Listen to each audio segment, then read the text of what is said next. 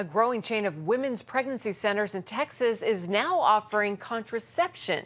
Historically, pregnancy centers have not done this, but CBN's Heather Sells spoke with Andy Schoonover, CEO of The Source, about how centers around the country are rethinking the model. Andy, thanks for joining us. You are pro-life and so are your clinics, but you decided to go in a different direction and offer contraception. What motivated you?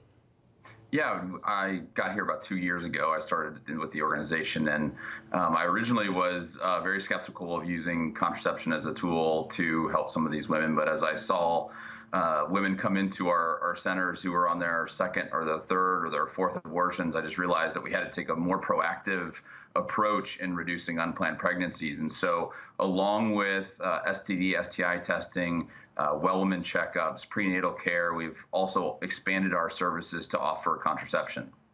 And some pro-life people are worried that if you offer contraception, it will encourage people to have sex outside of marriage. What is your response to that?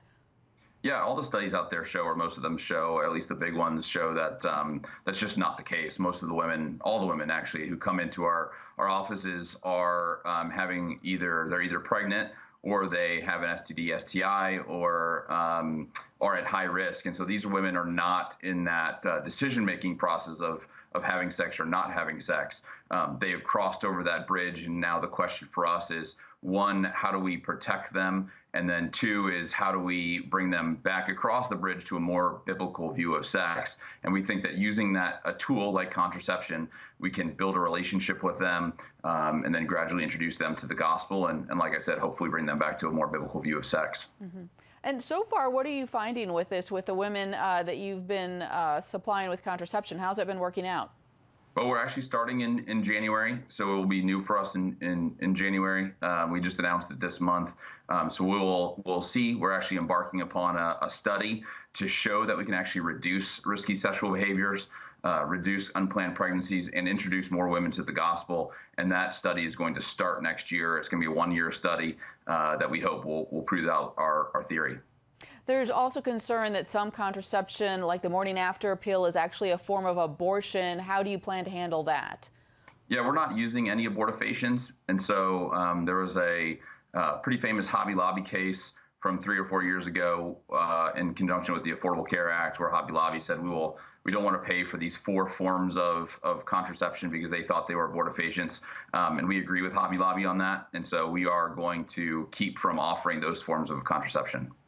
As you know, Planned Parenthood decided to forego federal Title X funding this year rather than comply with new rules that restricted its ability to refer women for abortions. You are now able to compete for that money by offering this contraception. How big of an opportunity is this for you to grow? Well, we think it's a big opportunity, but this is our growth plans is not predicated upon getting this Title X money. We are in the middle of a capital campaign to raise $20 million to build an additional 20 clinics throughout the state. We have 8 currently in the state of Texas, in the 4 major metropolitan areas. So sorry about that. We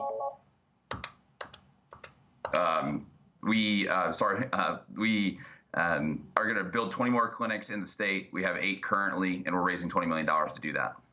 All right. And any other pro-life pregnancy centers in the country that you know of that are offering contraception right now? Do you think you're the first? No, we're not the first, actually. We've had an article come out in the Washington Post about a month ago now, and since then, we've had a couple, actually, organizations reach out to us and say, oh, thought we were the only ones doing this, and now you all are doing it. We're welcome to the club. So there are a couple others that we've heard from that are doing this, so we're not the first. All right, well, it's going to be interesting to follow. Andy Schoonover with The Source. Thanks for your time. Thank you so much.